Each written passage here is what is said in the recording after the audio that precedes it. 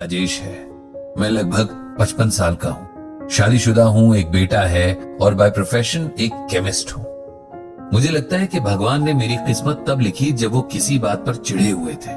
तभी तो दुनिया भर की प्रॉब्लम्स, टेंशन्स सब मेरी किस्मत में लिख दिए। मेरा पूरा बचपन टेंशन में बीता। मेरा बड़ा भाई पढ़ाई में अच्छा था, स्पोर्ट्स में भी हमेशा फर्स्ट आता था, एक्स्ट्रा करिकुलर एक्टिविटीज में भी हमेशा पार्टिसिपेट करता। पेरेंट्स का वो आइडियल बेटा था। फिर हो गया मैं, यानी राजेश, जिसमें अपने बड़े भाई जितने टैलेंट तो क्या, उसके टैलेंट का 10वां हिस्सा भी नहीं था। मैं बहुत एवरेज स्टूडेंट था। स्पोर्ट्स के नाम से मुझे चिढ़ थी और डांस ड्रामा के नाम पर मुझे घबराहट होने लगती थी।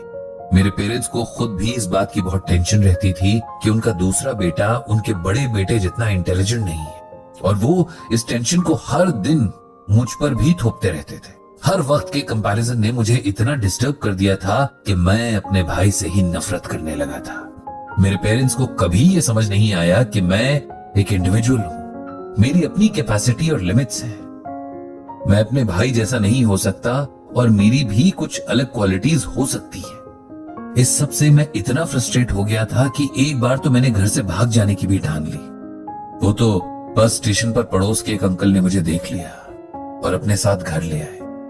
लेकिन उसके बाद मेरे घर वालों का टॉर्चर और भी बढ़ गया। फिर उन्हें मैं एक आवारा लड़का भी लगने लगा था। इस तरह मेरे बचपन का सबसे कीमती टाइम वेस्ट हो गया। किसी तरह स्कूल की पढ़ाई पूरी की और मैंने फार्मेसी का कोर्स करना चाहा तो मम्मी पापा को इसमें भी दिक्कत हो गई। कहाँ तो उनका बड़ा बेटा मेडिकल की पढ़ाई कर रहा था और कहाँ छोटा बेटा दवाइयों की दुकान खोलकर एक दुकानदार बनने जा रहा था। उनके इस बिहेवियर ने मुझे बहुत कठोर बना दिया था। अब मैंने ठान लिया कि चाहे कुछ भी हो जाए मुझे यही कोर्स करना है। मम्मी पापा फीस के पैसे दे तो ठीक, नहीं तो मैं पहले छोटी मोटी जॉब करूंगा और फिर कोर्स करूंगा। पेरेंट्स ने पैसे नहीं देने थे तो नहीं दिए, इसीलिए मैंने मार्केट की एक केमिस्ट शॉप में अपने लिए काम ढूंढ लिया। मुझे इस फील्ड में कोई नॉलेज और एक्सपीरियंस तो था नहीं, इसीलिए दवाइयां पैक करने का काम मिला। ये दुकान पड़ोस के एक भैया की थी और मैंने उनसे कहा था कि मेरी सैलरी अपने पास ही जमा करके रखे। जिस दिन मेरी फीस के पैसे जमा हो जाएंगे मैं उनसे ले लूंगा। घर में माहौल तो वैसे ही खराब था, इसीलिए वहां रहने का मेरा मन नहीं करता था और अब जॉब की वजह से बस सोने के लिए ही घर जाता था। मेरे पेरेंट्स अब मुझसे हर तरह की उम्मीद छोड़ चुके थे, इसीलिए उन्हें कोई फर्क नहीं पड़ता था कि मैं कहाँ हूँ।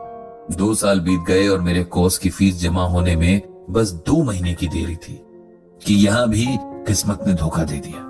दुकान के मालिक जो मेरे पड़ोस वाले भैया थे, उनकी एक एक्सीडेंट में डेथ हो गई और उनके बाद उनके बच्चों ने मेरी बात का यकीन ही नहीं किया कि मेरी 2 साल की सैलरी उनके पास जमा थी। मैंने रिटर्न में तो कुछ लिया नहीं था, इसीलिए इस बात का कोई प्रूफ मेरे पास नहीं था। अब मैं खाली हाथ था, मेरा दिल टूट चुका था और मैं ये तकलीफ किसी से शेयर भी नहीं कर सकता था। मैं अक्सर सोचता था कि मेरी लाइफ में इतनी प्रॉब्लम्स क्यों हैं, लेकिन तब एज भी कम थी और फ्यूचर के लिए कुछ होप्स भी बाकी थी, इसीलिए इस ख्याल को ज्यादा देर तक खुद पर हावी नहीं होने देता था। केमिस्ट शॉप में 2 साल काम करने के बाद मुझे इस काम की डिटेल्स तो पता चली चुकी थी, बस मेरे पास वो डिग्री नहीं थी जो इसे चलाने के लिए जरूरी होती है। एक बार बातों बातों में मेरे एक दोस्त ने बताया कि अब 2 साल के डिप्लोमा वाले भी केमिस्ट शॉप खोल सकते हैं और डिप्लोमा की फीस भी कम है। इस बात से मुझे एक नई हिम्मत मिली और मैंने आखिरी बार अपने पेरेंट्स से बात करने की कोशिश की, लेकिन उनका जवाब वही था जो 2 साल पहले था। उन्हें अपने बेटे को दुकानदार बनते देखने में कोई इंटरेस्ट नहीं था। अब मेरे पास कोई चारा नहीं था, तो मैंने अपना कोर्स करने के लिए अपने ही घर में चोरी की और इसका गिल्ट सारी जिंदगी मेरे मन में रहेगा। कोर्स पूरा करने के बाद अब मैं फिर से खाली था। मेरे पास फूटी कौड़ी भी नहीं थी कि मैं अपना काम शुरू कर सकूं। मैंने फिर से एक फार्मा कंपनी में काम करना शुरू कर दिया। बहुत मेहनत और ईमानदारी से काम करता था, ओवर टाइम भी करता था कि किसी तरह पैसों का अरेंजमेंट हो जाए और मैं खुद का काम शुरू करूं, लेकिन इसमें बहुत टाइम लगने वाला था। मेरा बड़ा भाई अब तक डॉक्टर बन चुका था। मेरे पेरेंट्स ने उसे बहुत सपोर्ट किया और अब उसका खुद का क्लिनिक था। ये देखकर मैंने भी अपने हिस्से के पैसे मांगे और एक बार फिर अपनी इंसल्ट ही कराई। अब मैं अपनी नौकरी में रम गया। वहीं मुझे एक लड़का मिला जो बिल्कुल मेरी तरह सोचता था। हमारी गहरी दोस्ती हो गई और हमने लोन लेकर अपनी केमिस्ट शॉप खोलने का सोचा। उसके पास कुछ प्रॉपर्टी थी जिसके बेस पर लोन पास हो गया था और आखिर हमारा सपना पूरा हुआ। काम सही से चल रहा था कि मेरे फादर की तबीयत खराब रहने लगी। मेरा भाई पैसे तो बहुत कमा रहा था, लेकिन पेरेंट्स के लिए उसके पास टाइम नहीं था। माँ ने मुझे ही कभी ताने देकर तो कभी इमोशनल ब्लैकमेल करके उनकी सेवा में लगा दिया। फादर की हालत देखकर मुझे बहुत दया आती थी।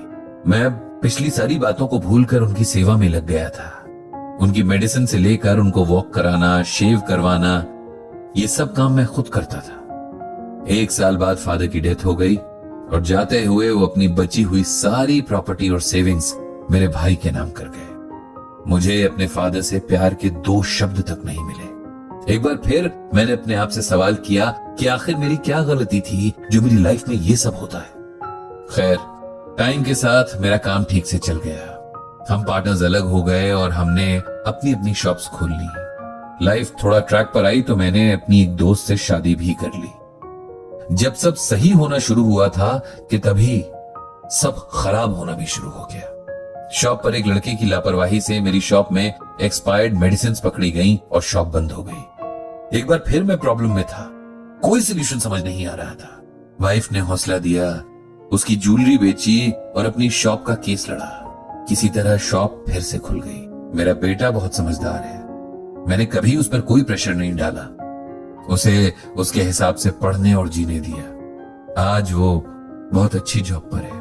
अब जब लाइफ में सब कुछ सेटल हो रहा था तो कल ही मेरी वाइफ को कैंसर डायग्नोज हुआ है। ऐसा लग रहा है कि जैसे मेरे सब्र का बांध टूट जाएगा। आखिर मेरी क्या गलती थी जो मेरी लाइफ में इतनी प्रॉब्लम्स आई और कभी सुकून से मैं रह ही नहीं पाया। मैंने तो कभी किसी का बुरा नहीं किया, फिर मेरे साथ ही ऐसा क्यों? पंडित जी, आप ही इस सवाल का जवाब दीजिए।